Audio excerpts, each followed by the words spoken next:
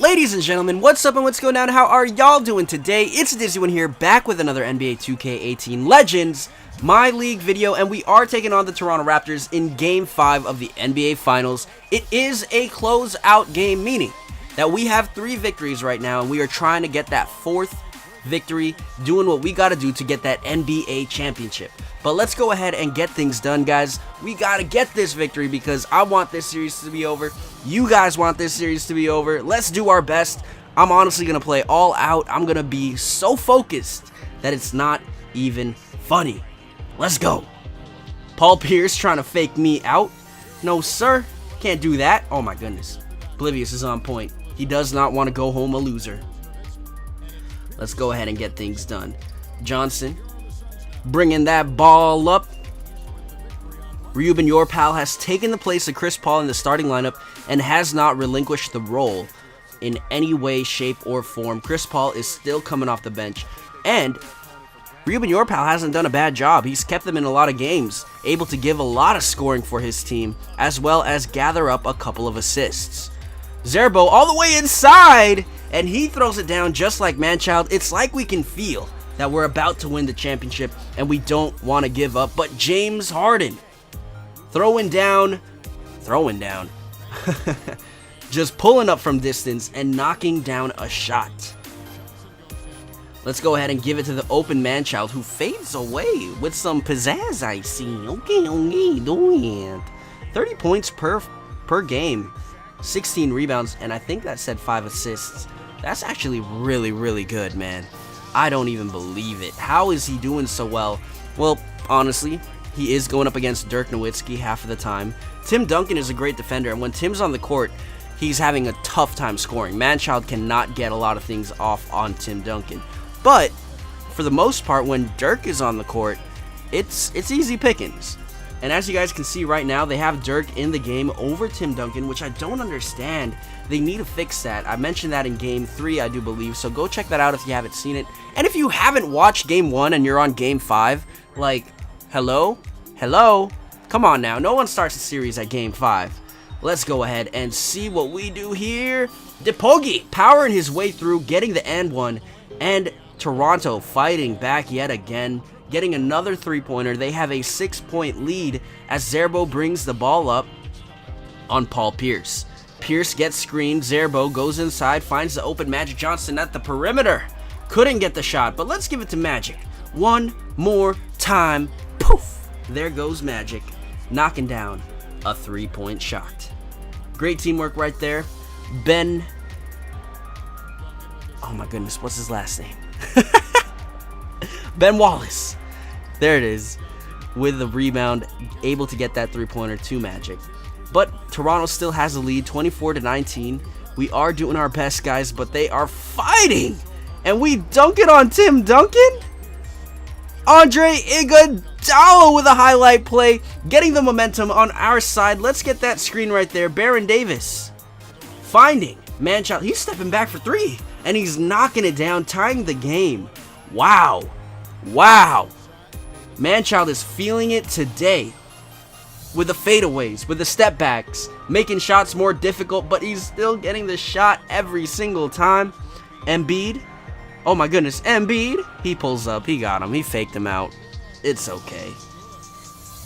2-point lead for Toronto as we bring the ball up into Toronto's side of the court. They get a steal. Ray showing that speed and athleticism. Dunking with a ferocity that has not been seen in a while from Toronto. Chris Paul off the bench, splashing home a 3-point shot, giving them yet another substantial lead. 26-31 the score right now. Toronto in the lead. And your pal gets around Magic for a second, but doesn't take advantage of it. And Harden giving it to Ray on the perimeter, passing it to Oblivious around the corner, and he pulls up. Horrible spacing, but they still end up with 2 points. That's something you got to give credit to them for. No matter what, they seem to be able to get baskets. Whoever is shooting, wherever they're shooting, no matter the spacing, it's always a risk for us. So that's good on their part. Ray getting inside, decides to step back, over Iguodala and does so with a great shot from him. Manchild. No one's guarding him. So I'm just going to pull up. Manchild looking like Klay Thompson. He's having a game. He is having himself a series. Harden passing it out to your pal. Your pal going inside at the post. In the post. Oblivious. Just pushed him off and decided to step through, get that shot, and they have an 8-point lead here in the second quarter. What are we trying to do? Guys, they don't want to lose. They don't want to lose, but I want to win. It's time to win. Let's go!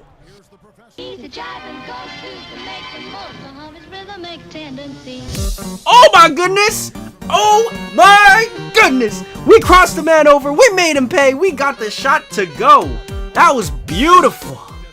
Beautiful by Zerbo. Wow. Wow. Okay. I'm feeling it right now, guys. I'm feeling it. We got the crossover and we made a man fall in the finals. That's what I'm talking about. And we get dunked on right there. Oh no, he laid it up. It's okay. It's okay. But we are getting easy shots at the rim as well as from the perimeter. They are not defending well this game. And I don't know how they have a lead. They're just really making tough shots. And a lot of open shots are being enabled by us, I guess you could say. Not necessarily, but they're making tough shots. They're making really tough shots.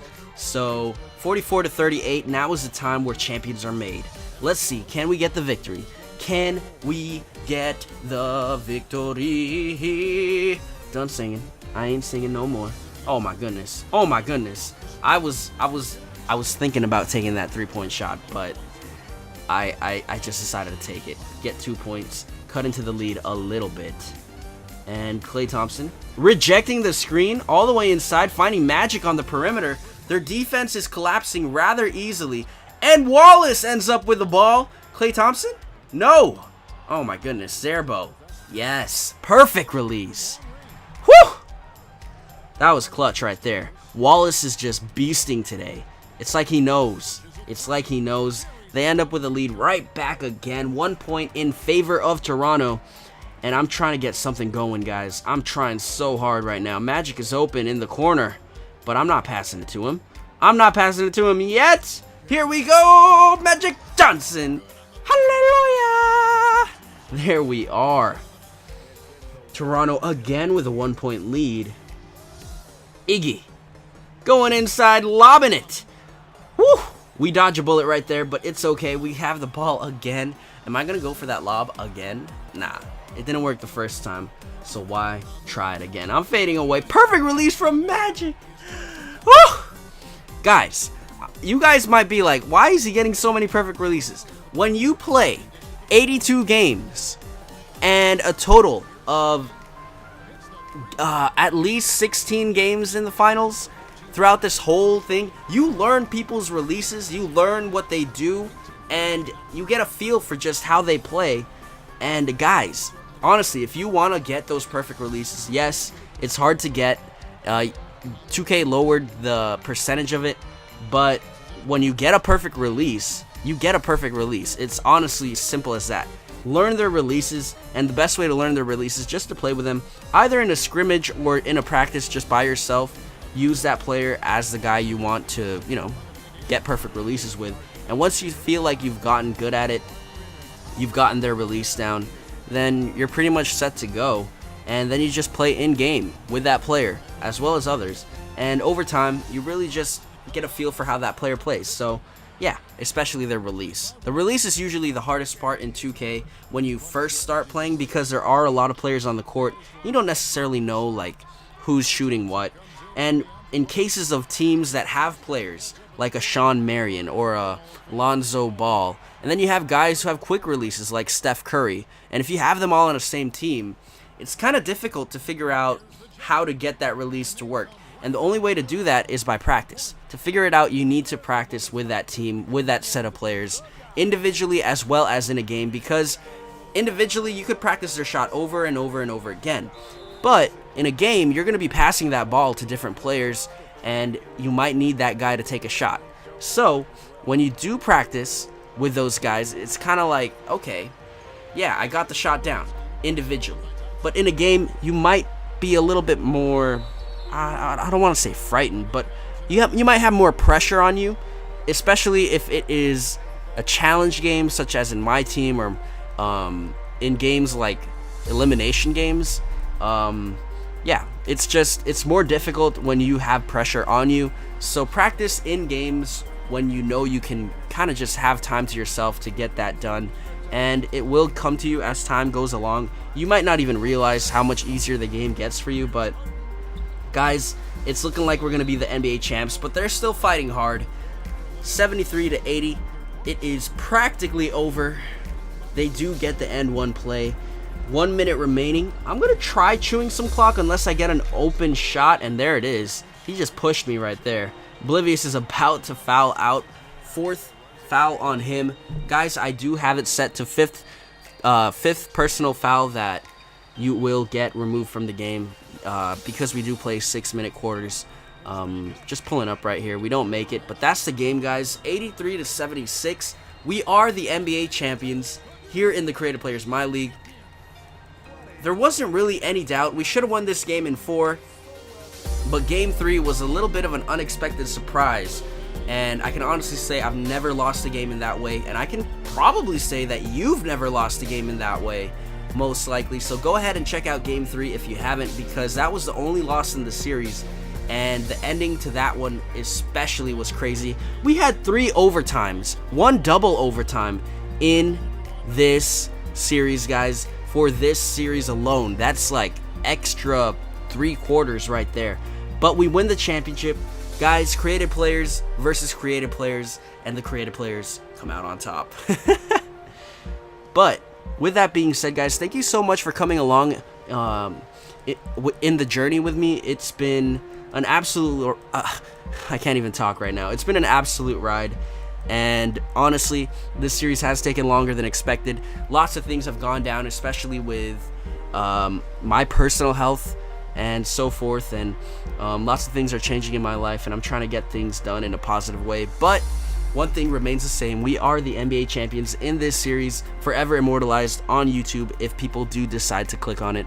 But thank you guys again. Hope you guys enjoyed. MVP of the series, none other than David Zerbo, averaging 51 points, 3 rebounds, and 8 assists. But here he is, 50 points in this game. Magic, though, doing work. Oblivious.